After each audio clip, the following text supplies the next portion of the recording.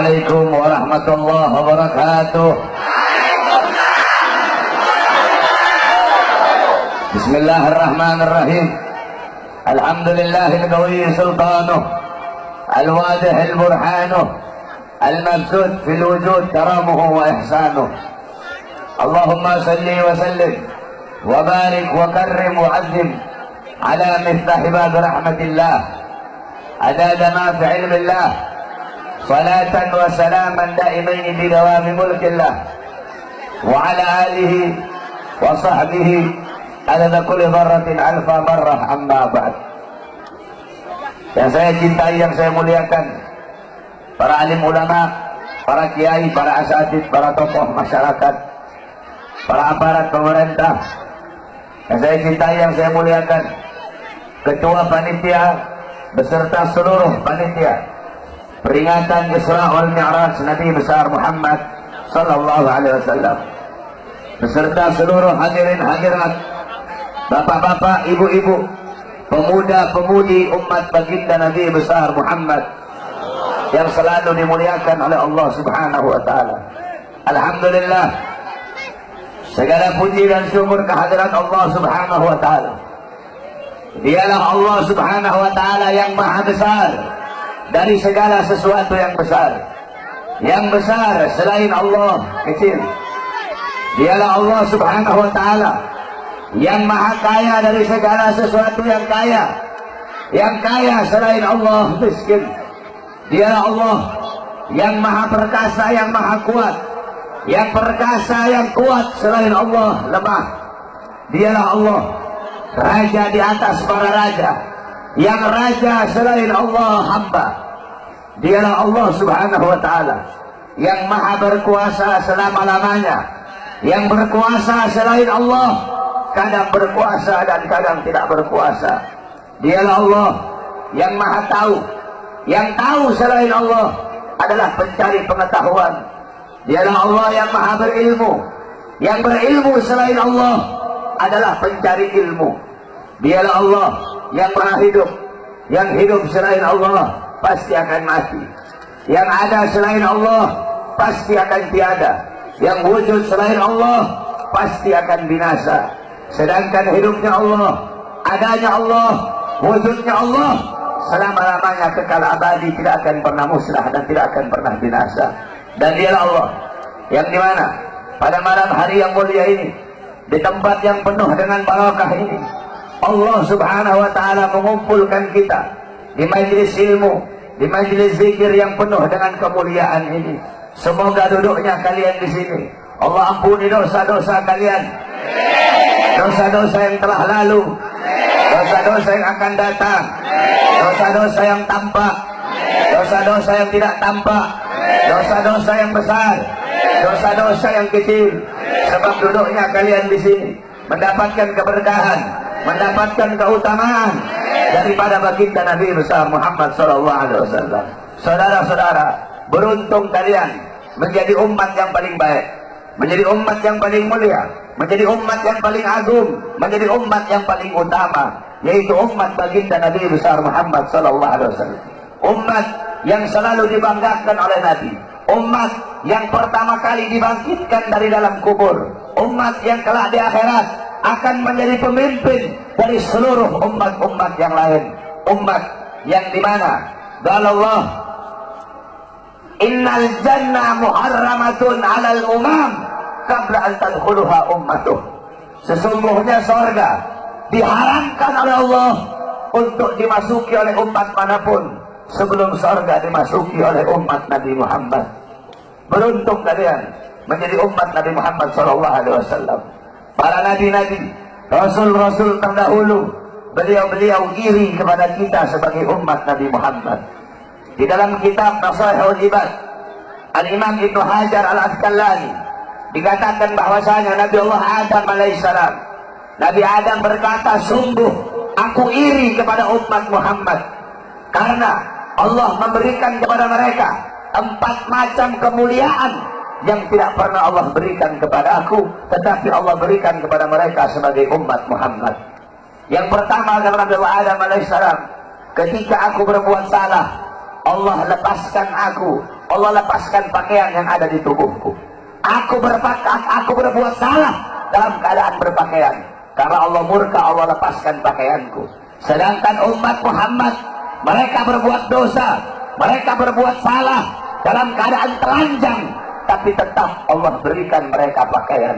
Saya berbuat salah dalam keadaan berpakaian, Allah lepaskan pakaian saya. Umat Muhammad kebalik, mereka berbuat dosa dalam keadaan telanjang, tapi tetap Allah berikan mereka pakaian. Ini tidak pernah Allah berikan kepadaku, tapi Allah berikan kepada umat Muhammad. Yang kedua, kata Nabi Adam alaihissalam, ketika aku berbuat salah, Allah menerima taubatku ketika aku berada di kota Mekah saja. Aku bertobat di tempat-tempat yang lain, Allah tidak terima taubatku. Tapi ketika aku berada di kota Mekah, Allah langsung terima taubatku. Bagi umat Muhammad, mereka bertaubat tidak harus ke Mekah. Dimanapun mereka bertaubat, akan Allah terima taubat mereka. Sedangkan aku, hanya Allah terima taubatku ketika di kota Mekah. Umat Muhammad, dimanapun mereka berada, Allah akan terima taubat mereka. Yang ketiga, kata Nabi Adam alaihissalam, ketika aku berbuat salah, Allah pisahkan aku dengan istriku Hawa selama ratusan tahun. Sedangkan bagi umat Muhammad, pagi, siang, sore, malam, mereka berbuat dosa, mereka berbuat salah, tapi tidak Allah pisahkan mereka dengan anak dan istri mereka. Aku hanya satu kesalahan, Allah pisahkan aku dengan istriku selama ratusan tahun.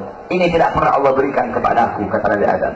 Yang keempat, kata Nabi Adam, aku berbuat salah di sorga. Karena Allah murka, Allah keluarkan aku ke dunia, Allah turunkan aku ke dunia. Umat Muhammad kebalik, mereka berbuat dosa di dunia, berbuat salah di dunia, tetapi kalau mereka meninggal husnul khatimah, Allah angkat, Allah masukkan mereka ke surga. Empat kemuliaan ini tidak pernah Allah berikan kepada aku, tetapi Allah berikan kepada umat Muhammad. Beruntung kita menjadi umat baginda Nabi besar Muhammad, umat yang selalu dirindukan oleh Nabi, umat yang dimana qala Rasul sallallahu alaihi wasallam, Nabi Muhammad sallallahu alaihi wasallam bersabda di dalam hadisnya, idza yushaku ahadukum bisyaukatin fi rijlih la ajidu ala maha fi qalbi. Apa kata Nabi? Andaikan salah satu dari kalian, wahai umatku, ada yang kakinya tertusuk duri, maka pasti kalian merasakan sakit. Rasa sakit yang kalian rasakan, itu pun aku rasakan bahkan sampai ke dalam hatiku.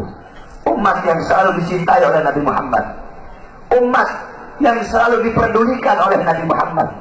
Sayyidatuna Aisyah radhiyallahu anha, beliau pernah melakukan suatu pekerjaan yang disenangi oleh Nabi, sehingga Nabi mengangkat tangan dan berdoa, Allahumma ighfir li Aisyah ma qaddamat wa ma akharat, ma adharat wa ma abtanat.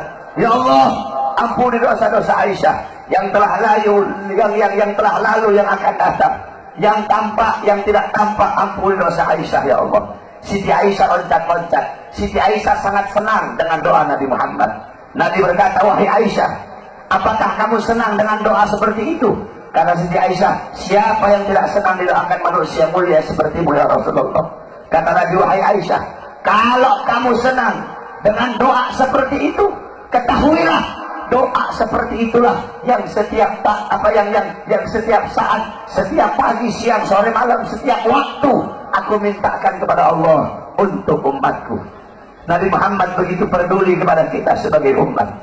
Beruntung kalian menjadi umat yang dimana qala Sayyidina Ali karamallahu wajhah, inna Rasulullah fi akhir nafsi haradat syafataihi marratain falgaitu sam'i fasami'tuhu yaqul ummati ummati fadhillah Rasulullah. Sayyidina Ali berkata, Nabi Muhammad pada saat detik-detik terakhir nafasnya, aku melihat bibir beliau menggerakkan dengan 2 kali gerakan.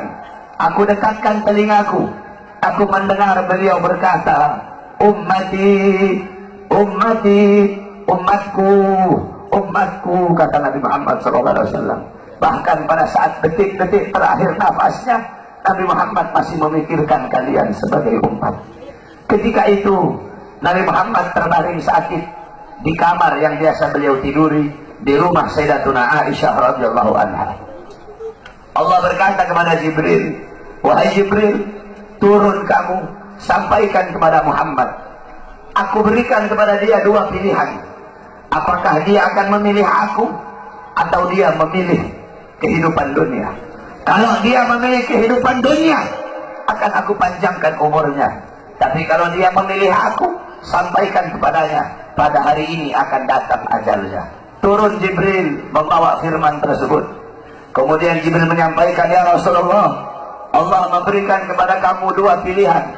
Apakah engkau memilih Allah atau memilih dunia? Kalau engkau memilih Allah, pada hari ini akan datang kematianmu. Kalau kamu memilih dunia, Allah panjangkan umurmu. Apa kata Nabi Muhammad? Wahai Jibril, sudah tentu aku lebih memilih Allah. Bagiku kehidupan sebenarnya bukan dunia. Kehidupan sebenarnya bagiku ketika ruhku berpindah menghadap Allah subhanahu wa ta'ala. Pergi Jibril membawa kabar tersebut. Kemudian Allah memanggil Israel. Wahai Israel, wahai pencabut nyawa, turunlah kamu ke dunia. Pasang muka yang paling bagus, pasang wajah yang paling bagus. Kamu akan mencabut nyawa makhluk yang paling mulia, yaitu Nabi Muhammad. Kamu cabut nyawa dia, itu pun kamu izin dulu kepada dia. Mau tidak dia dicabut nyawanya? Kalau dia mau kamu cabut, kalau dia tidak mau kamu kembali kepadaku. Turun Israel membawa perintah Allah untuk mencabut nyawa baginda Nabi besar Muhammad. Israel berdiri di depan pintu rumahnya Nabi. Israel tidak berani langsung masuk rumahnya Nabi. Israel berdiri di depan pintu rumah Nabi Muhammad. Israel mengucapkan salam. Assalamualaikum ya Rasulullah. Assalamualaikum ya Habibullah. Assalamualaikum ya Safiyullah. Pintu rumah dibuka oleh Sayyidatuna Fatimah. Sayyidatuna Fatimah putrinya Nabi membuka pintu rumah tersebut. Siti Fatimah berkata, siapa engkau? Apakah engkau tidak lihat ayahku sedang terbaring sakit? Israel menjawab, aku yang memisahkan anak dengan orang tua. Aku yang memisahkan orang tua dengan anak. Aku yang memisahkan suami dengan istri. Aku yang memisahkan istri dengan suami. Aku yang menjadikan anak-anak menjadi yatim. Aku yang menjadikan istri-istri menjadi janda. Aku yang meramaikan kuburan. Aku pemisah antara kehidupan dan kematian. Aku adalah Israel. Allah memberikan mandat kepada aku untuk mencabut nyawa seluruh makhluk. Dan aku datang ke sini untuk mencabut nyawa makhluk yang paling mulia, baginda Nabi besar Muhammad. Siti Fatimah lari menangis. Siti Fatimah kembali ke pangkuan ayahnya. Siti Fatimah berkata, wahai ayahku, engkau akan wafat. Wahai ayahku, kau akan meninggal dunia. Israel sudah ada di depan ingin mencabut nyawamu ya Rasulullah. Rasulullah berkata, jangan kau bersedih wahai Fatimah. Wahai Fatimah, ketahuilah, setelah kematianku, engkau adalah manusia yang pertama kali akan menyusulku. Setelah kematianku nanti kelak, engkau adalah manusia yang pertama kali masuk surga setelah aku. Siti Fatimah mengusap air matanya. Datang Israel berdiri di hadapan Nabi Muhammad. Israel berkata, ya Rasulullah, dengan segala kerendahan hatiku, aku datang kemari untuk mencabut nyawamu atas perintah Allah. Aku izin dulu kepadamu, apakah engkau mau dicabut nyawa? Kalau engkau mau, aku cabut. Kalau engkau tidak mau, aku kembali kepada Allah subhanahu wa ta'ala. Nabi Muhammad berkata, ya Jibril, wahai Jibril, aku belum puas meninggalkan umatku kalau belum diberi jaminan oleh Allah subhanahu wa ta'ala. Nabi Muhammad masih memikirkan nasib kita sebagai umat. Nabi Muhammad pergi menghadap apa? Jibril pergi menghadap Allah. Jibril berkata, ya Allah, kekasihmu Rasulullah meminta jaminan untuk umatnya. Apa kata Jibril? Ya Rasulullah, ya Allah, kekasihmu meminta jaminan untuk umatnya.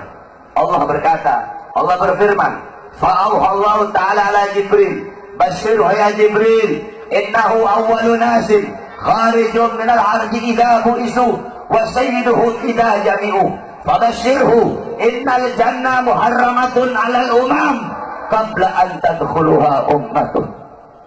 Nabi Allah berkata kepada Jibril, wahai Jibril, sampaikan kepada kekasihku Muhammad, dia adalah manusia yang pertama kali akan aku bangkitkan dari dalam kubur. Dia adalah manusia yang menjadi pemimpin seluruh manusia di dunia dan akhirat. dia menjadi pemimpin kelak ketika hari kebangkitan, dan sampaikan kepadanya, jaminan dariku surga aku haramkan untuk dimasuki oleh umat manapun sebelum surga dimasuki oleh umatnya. Turun Jibril bawa wahyu tersebut. Rasulullah berkata, al-an karrat aini, sekarang aku senang, sekarang aku puas, cabutlah nyawaku wahai Israil. Dicabut nyawa Nabi Muhammad SAW. Ketika dicabut nyawa Nabi Muhammad mendesah. Nabi Muhammad berkata, dicabut lagi nyawa Nabi Muhammad. Nabi Muhammad berkata, Nabi Muhammad merasakan sakit. Di sebelah kanannya Nabi ada sebuah cawan berisi air. Nabi Muhammad letakkan tangannya di cawan tersebut. Beliau usap air keringat yang keluar dari wajah beliau. Kemudian beliau berkata, wahai Israil, apakah seperti ini rasa sakit dicabut nyawa? Israil berkata, iya ya Rasulullah, seperti itulah rasa sakit dicabut nyawa. Nabi berkata, apakah rasa sakit seperti ini juga yang nanti bakal dialami oleh umatku?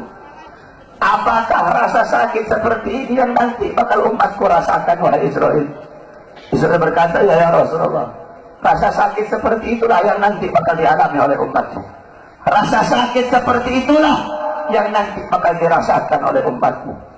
Mendengar itu Nabi Muhammad menangis. Nabi Muhammad mengangkat tangan.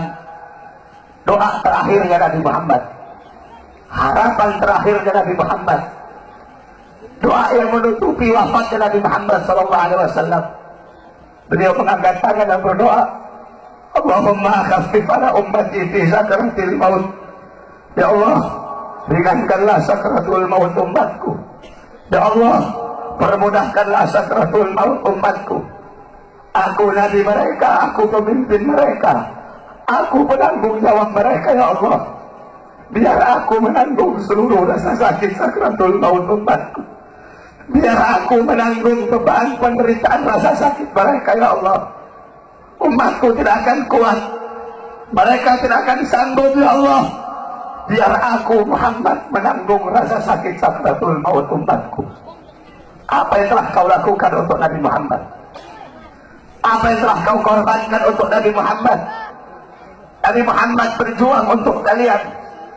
Nabi Muhammad menanggung rasa sakit sakratul maut kalian. Karena begitu cinta beliau kepada kalian sebagai umat.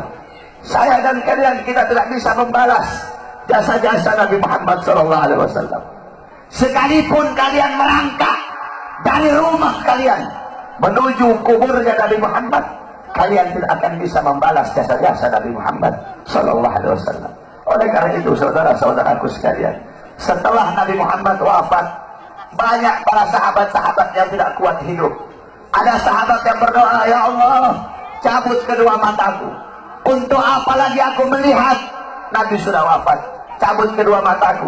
Aku tidak lagi mau melihat selain memandang wajahnya Nabi Muhammad. Ketika itu juga dia dibutakan oleh Allah Subhanahu wa Ta'ala. Ada yang angkat tangan, ya Allah, cabut nyawaku. Aku tidak lagi mau hidup. Untuk apa aku hidup?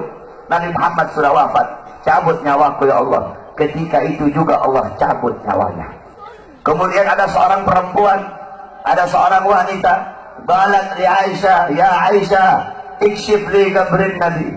Wahai Aisyah, bukakan untukku kuburnya Nabi Muhammad. Dibuka kuburnya Nabi oleh Siti Aisyah. Masuk ini perempuan, fabakat hatta matat. Wanita ini menangis depan kuburnya Nabi sampai dia mati saat itu juga. Ketika itu banyak para sahabat yang tidak ada lagi gairah hidup. Sayyidina Abu Bakar As-Siddiq radhiyallahu anhu. Kamu tahu Sayyidina Abu Bakar? Sayyidina Abu Bakar seorang sahabat yang sangat dekat dengan Nabi Muhammad. Para ulama mengatakan Sayyidina Abu Bakar As-Siddiq beliau wafat dengan dua sebab. Sayyidina Abu Bakar meninggal gara-gara dua sebab. Pertama sebab dohir, kedua sebab batin. Sebab dohirnya apa? Karena beliau pernah dikasih makanan yang ada racunnya, dimakan oleh beliau. Racun itu lama-lama menggerogoti kesehatan beliau. Itu sebab dohir. Sebab batin beliau meninggal kenapa? Sebab batin beliau meninggal karena terlalu merindukan baginda Nabi besar Muhammad SAW.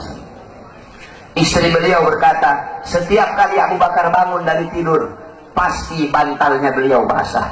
Basah dengan apa? Basah dengan air mata kerinduan kepada baginda Nabi besar Muhammad. Kamu tahu, setelah Nabi Muhammad wafat, Sayyidina Abu Bakar As-Siddiq duduk kayak begini.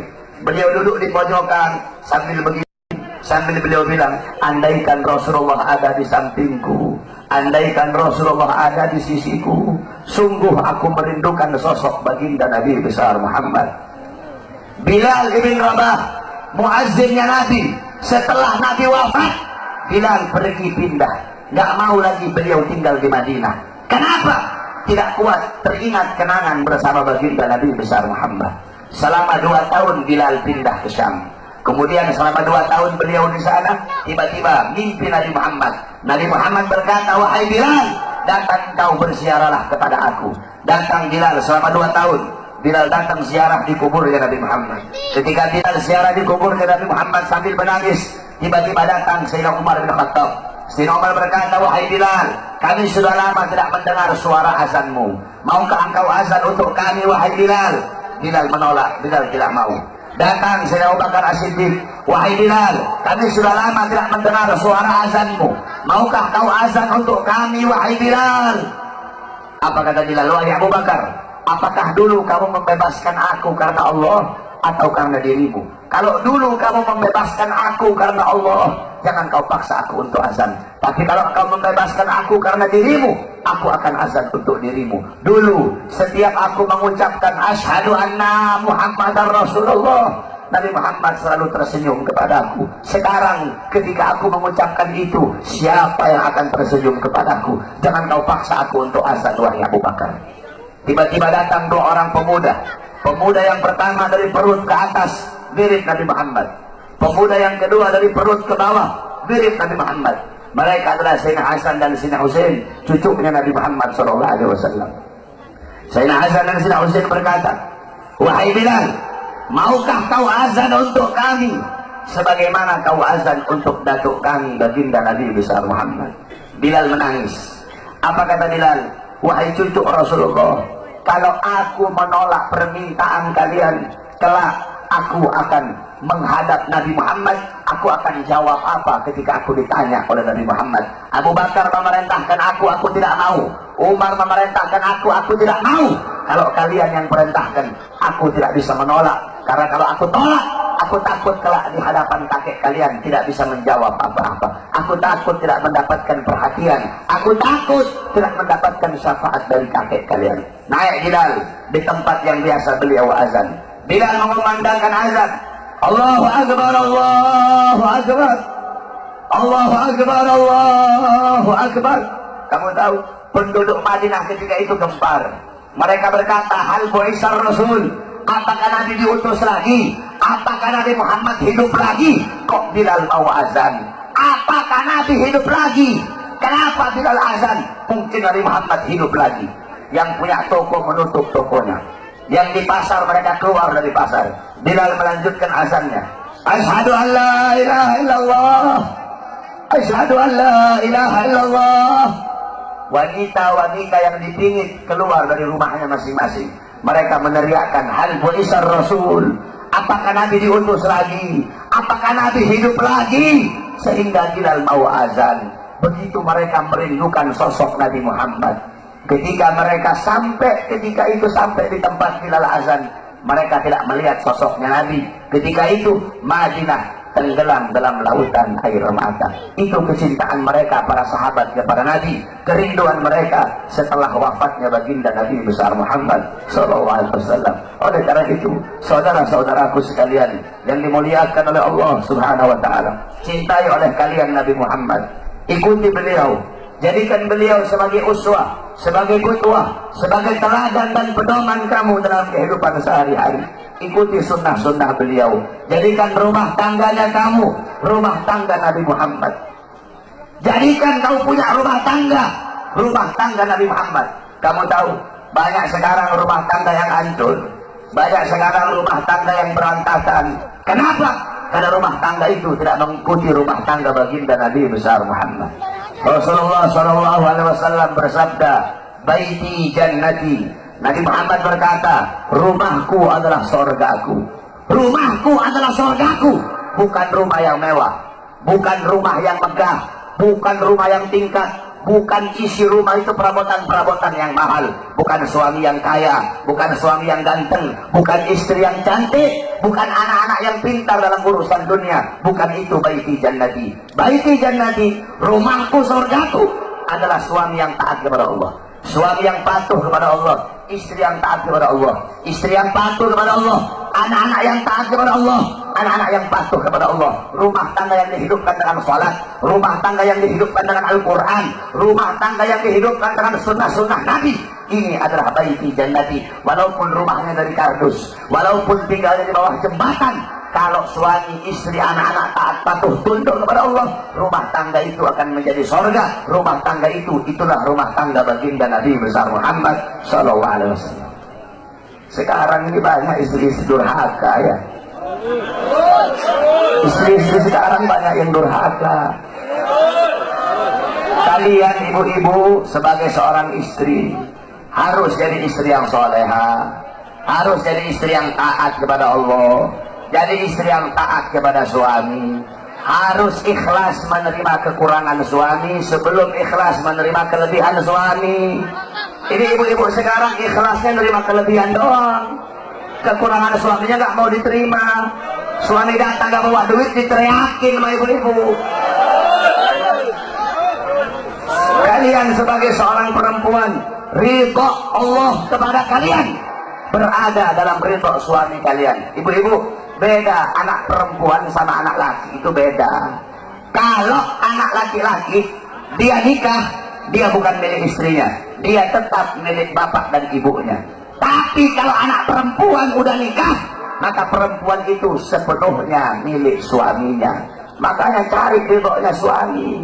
Ini kadang istri sekarang kurang ajar sama suami, kasar sama suami, caci maki suami. Gak heran suami-suami jadi pada takut istri semua. Kalian sebagai seorang wanita ikhlas terima kekurangan suami kalian, sabar dalam ngurusi rumah tangga kalian. Soalnya ibu-ibu tahu, zaman sekarang ini kita kalau mau cari perempuan cantik banyak, mau cari perempuan kaya banyak, mau cari perempuan pintar banyak. Saya sehari 10 bisa saya dapat. Kalau cuma mau cari cantik doang, saudara-saudara. Yang susah perempuan yang ikhlas menerima kekurangan suaminya dan sabar di dalam mengurusi urusan rumah tangga.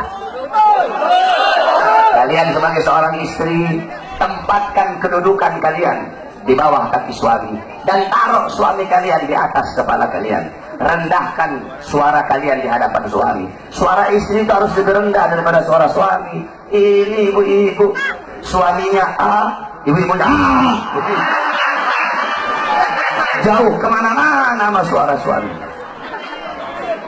Suaminya datang nggak bawa apa-apa, kasihan, habis jadi gojek jauh-jauh, kehujanan, kepanasan, berantem sama Ahok, pulang ke rumah nggak bawa apa-apa, dilempar panci suaminya. Udah gojek kemana-mana, ada yang jualan rokok, kasihan, di sana cari nafkah untuk ngasih makan anak bini. Datang ke rumah nggak bawa apa-apa, diomelin sama istri. Hargai keringat suami kalian yang jatuh untuk menafkahi kalian sebagai anak istri. Jadilah kalian seorang wanita yang nggak banyak ngeluh sama suami. Ibu-ibu tahu, ibu-ibu kalau banyak ngeluh sama suami, jangan heran kenapa rezekinya suami kamu mampet. Kenapa? Karena banyak istri-istri yang suka ngeluh. Jadi jangan banyak ngeluh, udah ikhlas aja.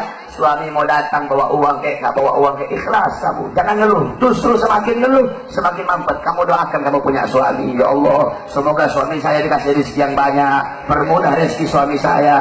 Jangan banyak ngeluh, nuntut ini nuntut itu, beli bedak harga 1 juta. Ibu-ibu tahu wanita-wanita yang ada di Hadramut? Ibu-ibu tahu Hadramut? Hadramut tempatnya Wali Songo. Wali Songo yang bawa Islam, para habaib itu asalnya dari Hadramut. Ibu-ibu mau tahu perempuan di sana kayak gimana? Wanita-wanita yang ada di sana, istri-istri yang ada di sana, Itu kalau beras habis, garam habis, susu habis, bawang habis, itu mereka nggak ngomong sama suaminya. Beras habis, mereka nggak ngomong begitu. Susu habis, nggak kayak ibu-ibu. Ibu-ibu, boleh bang, beras habis bang, mana aja bang. Terus perempuan di sana kalau beras habis gimana? Kalau beras habis ibu-ibu tiru mereka nih.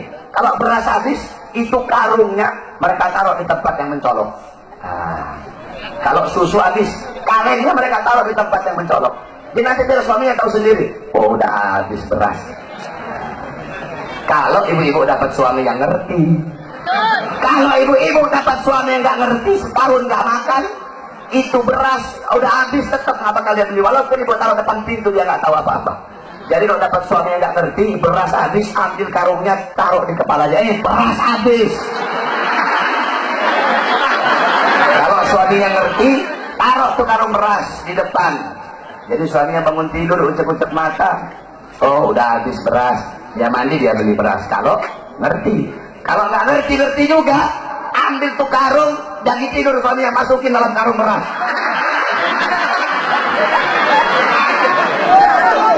Itu wanita-wanita yang ada di sana. Kenapa? Karena mereka begitu menjaga perasaan suaminya. Ibu-ibu tahu, Rasulullah pernah ngomong sama Siti Fatimah, wahai Fatimah, maukah aku kasih tahu kamu siapa wanita yang nanti memegang tali kendaraanmu? Kata Siti Fatimah, siapa wahai ayahku? Namanya adalah Mutiyah. Coba kamu pergi, rumahnya ada di ujung sana. Kamu cari tahu apa amal yang dia lakukan sehingga nanti dia bakal masuk surga pegang tali kendaraan kamu. Pergi Siti Fatimah, bawa Sayyidina Hasan yang ketika itu masih kecil. Sayyidina Hasan masih kecil ketika itu, dibawa oleh Siti Fatimah, diketuk pintu rumah. Assalamualaikum. Enggak dibuka ibu-ibu. Dari dalam dijawab, waalaikumsalam. Man, siapa? Ana Fatimah binti Rasul. Aku adalah Fatimah, putrinya Rasulullah. Oh iya wahai Fatimah, kalau engkau sendiri silahkan masuk. Tapi kalau engkau bersama laki-laki, jangan masuk wahai Fatimah. Aku bersama laki-laki, siapa? Anakku. Masih kecil, oh maaf, kamu tidak boleh masuk. Tapi dia masih kecil, walaupun masih kecil, aku izin dulu kepada suamiku. Besok nanti kamu balik lagi, saya izin dulu kepada suamiku. Lihat bagaimana Siti Mutiyah. Ibu-ibu sekarang, Pak RT, Pak RW datang ke rumah, Waalaikumsalam, suaminya ada nggak ada? Oh mari masuk Pak RT, mari masuk Pak RW. Mau kopi apa mau teh Pak RW? Tak boleh. Mau yang datang presiden, kalau belum izin kepada suami, tak boleh, haram. Boleh. Akhirnya apa? Besoknya datang. Ibu-ibu sabar ya, istri dulu nanti baru suami. Sabar dulu. Nanti gantian. Kalau mereka yang saya ini, kamu teriak-teriak kayak mereka nanti ya. Akhirnya apa ibu-ibu? Akhirnya besok datang lagi Siti Fatimah, bawa Sayyidina Husain. Ketika diketuk, Assalamualaikum, waalaikumsalam. Man Fatimah binti Rasul. Oh wahai Fatimah, kamu bersama siapa? Bersama Husain dan Hasan. Oh maaf, kalau Hasan udah dikasih izin, kalau Husain belum dikasih izin. Balik lagi besok, aku izin dulu kepada suamiku. Dia izin kepada suami, baru besoknya boleh masuk. Siti Fatimah. Siti Fatimah lihat ini perempuan biasa-biasa aja. Ahli ibadah? Bukan. Ahli sholat? Bukan. Ahli Quran? Bukan. Terus amal apa yang dia lakukan sehingga masuk surga? Nanti megang tali kendaraan Siti Fatimah. Padahal ini perempuan biasa-biasa saja. Tiba-tiba Siti Fatimah melihat ada 3 buah benda. Itu 3 buah benda sangat dikeramatkan. Jadi sangat diagungkan sama Siti Mutiyah. 3 benda itu adalah cambuk, lap, sama gunting. Cambuk, lap, sama gunting. Siti Fatimah tanya, wahai Mutiyah, 3 buah benda ini untuk apa? Kok kayaknya kamu istimewakan ini 3 benda ini?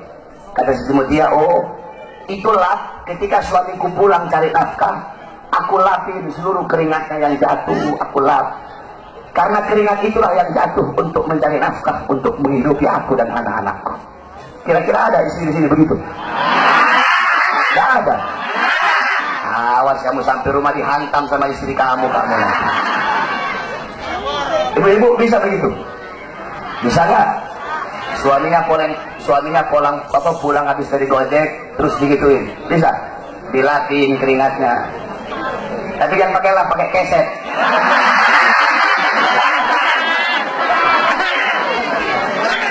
Itu yang pertama. Kemudian kata Siti Fatimah, terus ini cambuk untuk apa? Siti Mutia jawab, cambuk ini ketika suamiku aku sediakan makan, suamiku makan. Ketika habis makan aku kasih cambuk. Wahai suamiku, kalau makanan ini tidak enak, aku rela, aku ridho engkau cambuk agar jadi pelajaran bagiku biar besok bisa masak lebih enak lagi. Kamu lihat itu, ada ibu-ibu sini begitu. Istri kamu masak, kamu protes, mah keasinan mah masak aja sendiri. Begitu ya. Protes dulu. Masak istri dulu. Udah uang belanja kurang banyak protes. Istri sekarang begitu tuh. Terus ini gunting terakhir. Gunting ini untuk apa?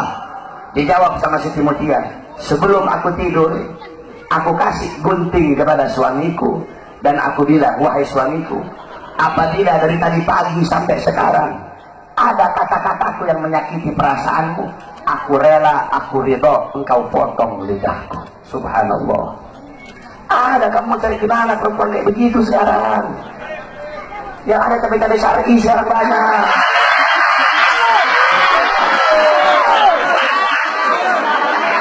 Istri kalian kira-kira kayak gitu nggak? Itu ibu-ibu Siti Mutia. Nah, kalian sebagai seorang wanita, jadikan beliau-beliau sebagai teladan kamu, para wanita surga. Siti Mutia, Sayyidatuna Fatimah, Sayyidatuna Khadijah, Sayyidatuna Aisyah radhiyallahu anha, Sayyidatuna Khadijah radhiyallahu anha. Kemudian Ummu Salamah radhiyallahu anha, Ummu Sulaim radhiyallahu anha, Ummu Aiman radhiyallahu anha, Siti Khansah radhiyallahu anha. Bagaimana wanita-wanita terdahulu? Jadikan mereka sebagai teladan kamu dalam urusan rumah tangga. Kalian sebagai seorang perempuan, ini perempuan sekarang saya perhatikan, kalau mau keluar pengajian nih, dandan cantik-cantik ibu-ibu. Pakai bedaknya 2 cm segini. Yang putih muka doang, lehernya hitam.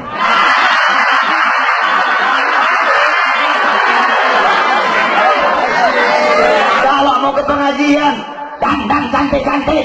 Mau pergi ke pasar, dandan cantik-cantik. Kalian sebagai seorang istri mempertontonkan kecantikan kalian untuk orang lain. Kalau mau keluar dandan cakep, acara Habib dandan cantik-cantik. Di dalam rumah mukanya kayak setan depan suami. Kalau kalian mau keluar, pakai wangi-wangian, biar orang tertarik kepada kalian. Dalam rumah bau curut.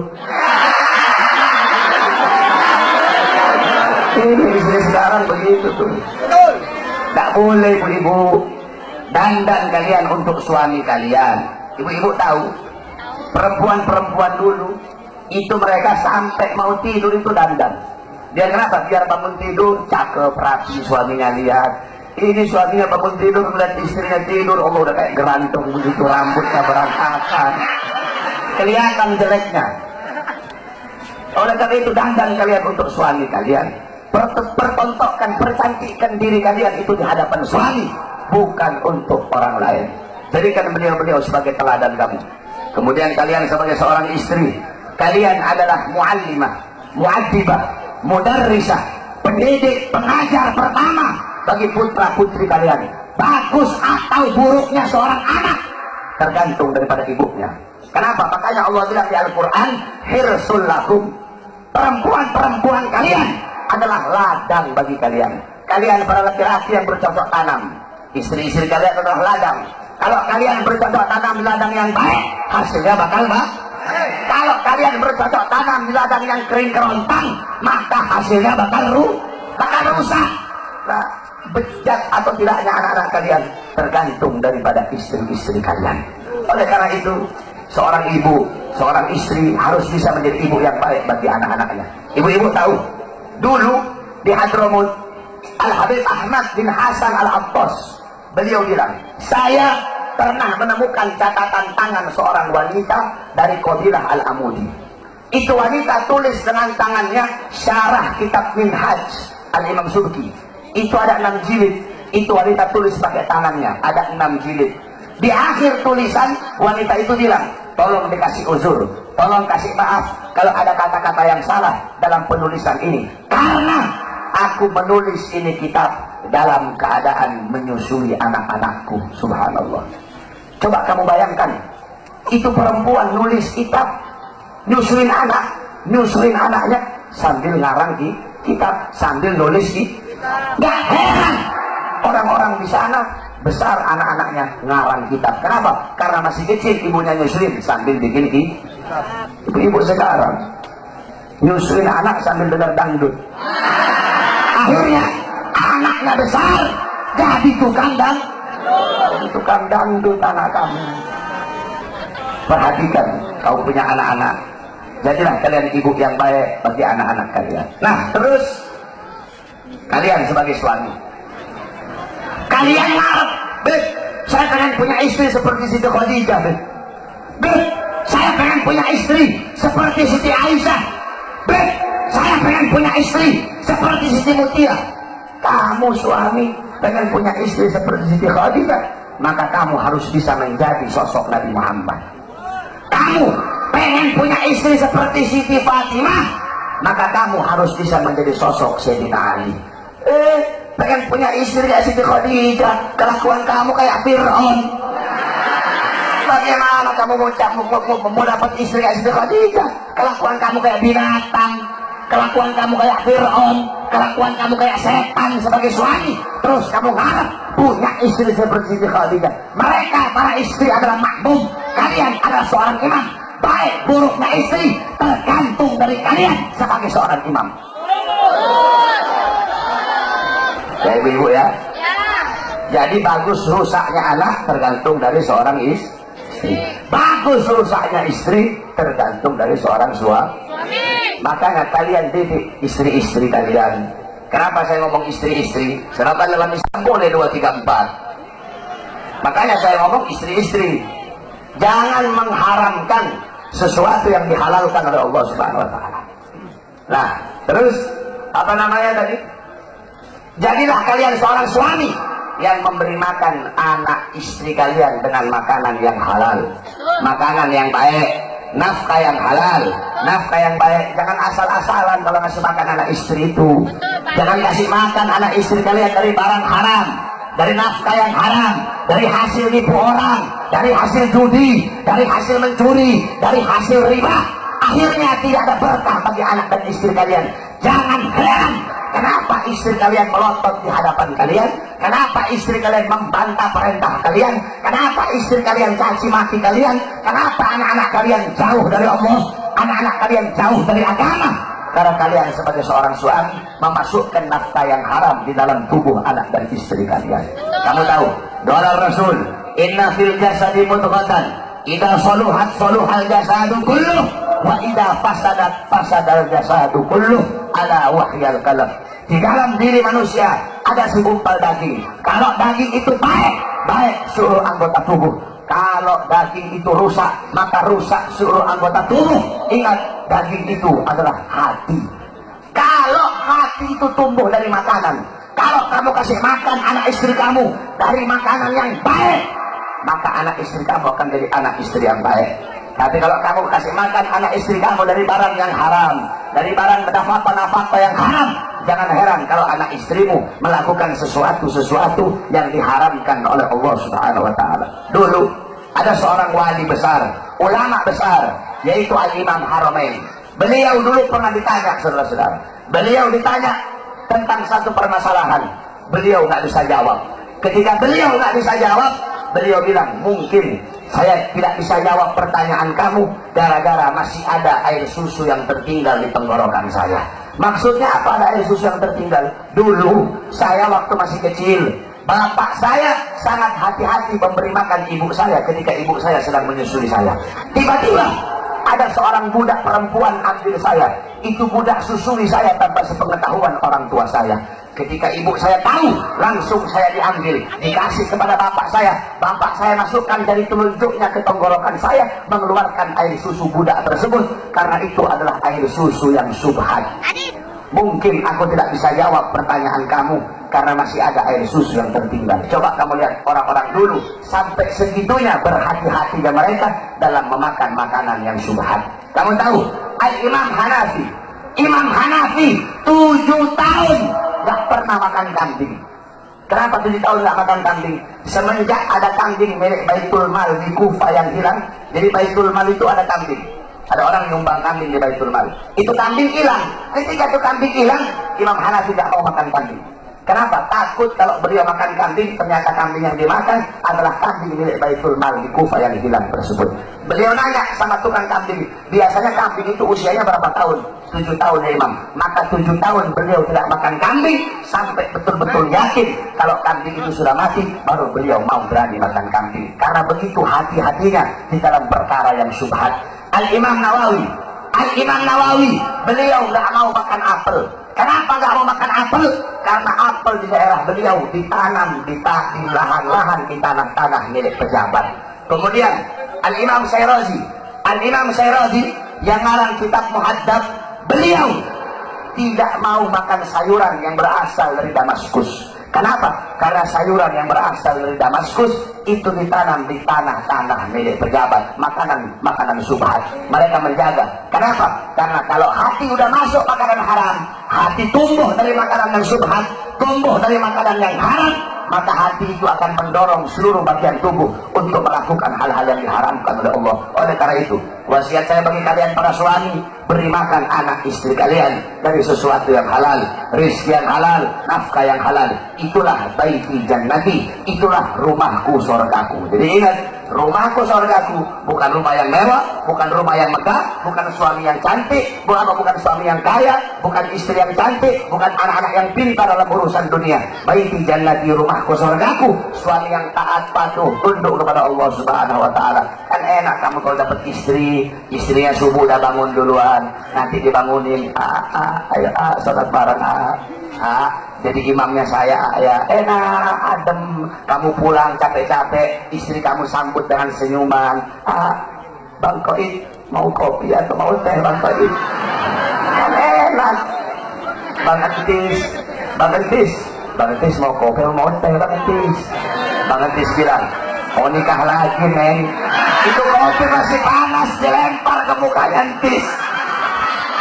Entis keok.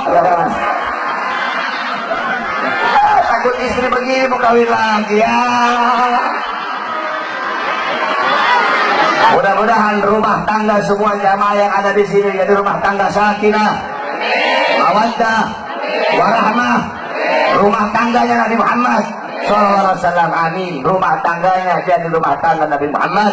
Insyaallah anak-anak kalian jadi anak-anak yang soleh dan solehah, amin ya rabbal alamin. Dan terakhir kepada seluruh hadirin, saya Ramadan saya buka pesantren kilat itu 25 hari. Kalau ada anak-anak mau masuk gratis, nggak bayar, cuma bayar kitab-kitabnya saja. Itu selama 25 hari harus menghatamkan 25 kitab. Tidak ada 25 kitab, itu harus dihatamin semua.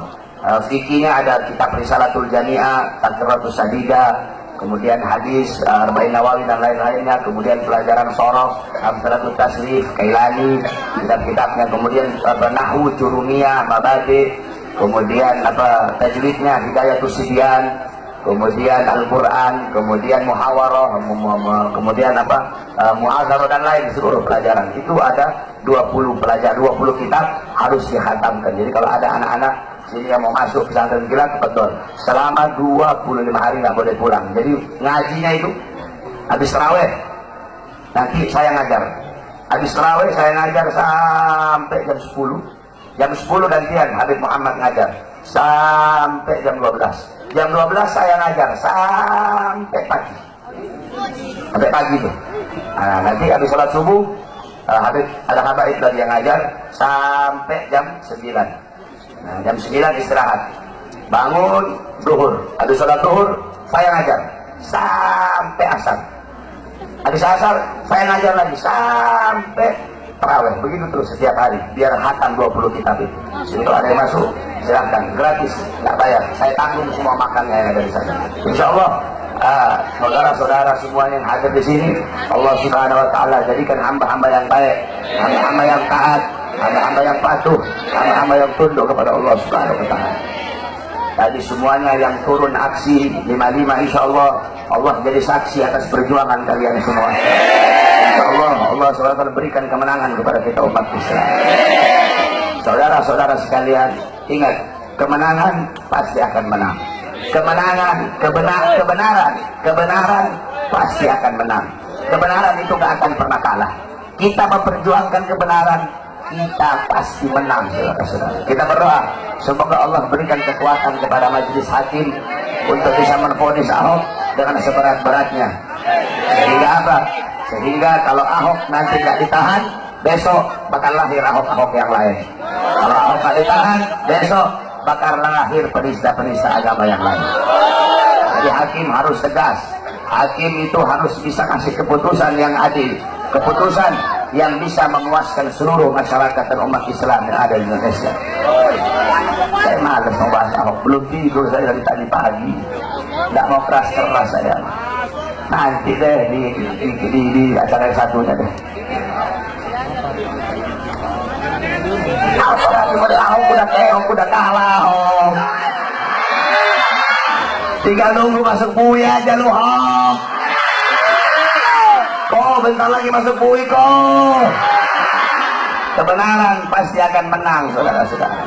Kebenaran tidak bisa dikalahkan dengan kebatilan. Kebenaran milik Allah, dan Allah pasti akan memenangkan yang berjalan di jalan kebenaran. Makanya kita dukung terus hakim. Udah cukup jaksanya yang goblok, hakim dan ikut-ikutan goblok. Kalian hukum, kalian para penegak hukum, kalian para penegak hukum, hukum harusnya tajam di atas, tajam di bawah, bukan tumpul di atas dan tajam di bawah. Tegakkan kebenaran, tegakkan keadilan kepada siapapun, yang benar-benar, yang salah-salah. Ini para penegak hukum, Pak Polisi, hakim, jaksa, congornya kan suka ngomong, ini negara hukum ini. FPI jangan anarkis, FPI. Ini negara hukum, jangan hakim sendiri ya. Negara hukum ini. Congor kalian ngomong negara hukum, tapi justru kalian yang mengkhianati dan menodai hukum itu sendiri, saudara-saudara. Cukup sudah, kami demo berkali-kali. Insya Allah demo tadi kita itu, insya Allah Allah lihat dan Allah berikan kekuatan kepada hati. Kita masih percayakan, tadi demo damai, kita masih percayakan kepada hakim. Untung tadi saya nggak orasi. Kalau saya orasi kan bahaya kalau saya pegang mic. Makanya jangan sampai deh saya orasi. Kalau saya udah orasi, udah nggak ada kata lain. Serbu, nggak boleh. Kita harus tunggu komando dari Al-Imam Al-Habib Rizik bin Syihab. Makanya saya nggak mau orasi, nggak mau pegang mic, takut saya. Kalau udah pegang mic, ngeliat polisi, oh, begitu.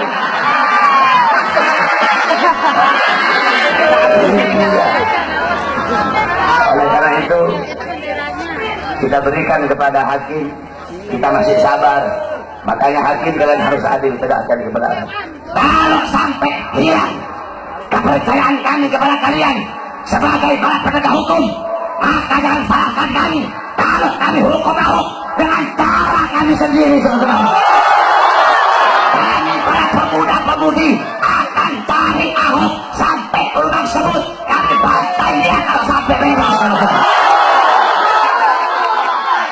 Musuh kita bukan polisi, musuh kita bukan tentara, musuh kita bukan presiden, musuh kita bukan Cina, musuh kita bukan Kristen, musuh kita bukan Buddha, musuh kita bukan Hindu, musuh kita Ahok, penista agama, Ahok, penista Quran, itu musuh kita. Maka siapapun yang melindungi Ahok, siapapun yang membela Ahok, maka dia menjadi musuh kita, saudara. Kalau polisi melindungi Ahok, polisi jadi musuh kita. Kalau tentara melindungi Ahok, tentara jadi musuh kita. Kalau presiden melindungi Ahok, presiden membela Ahok, ya emang sih orang adeknya.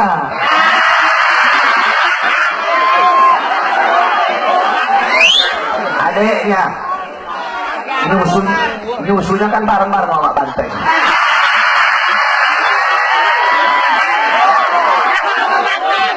Saudara sesusuan, dua-duanya muka polos. Muka polos otak iblis. Banyak di sini muka polos otaknya iblis nih. Mukanya polos, otaknya otak bangsat. Kalau presiden melindungi aku, hampir aku, presiden jadi musuh rakyat. Presiden jadi musuh kita umat Islam.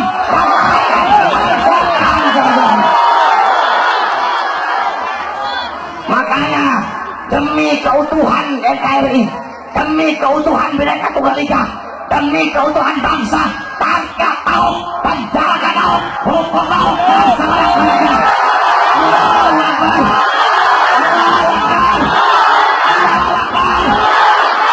Kita umat Islam tidak cari musuh, tapi kalau musuh datang, haram bagi kita untuk lari.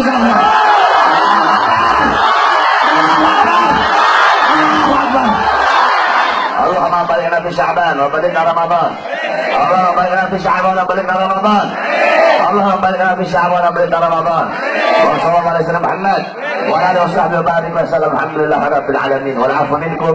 Wassalamu alaikum warahmatullahi wabarakatuh. Saudara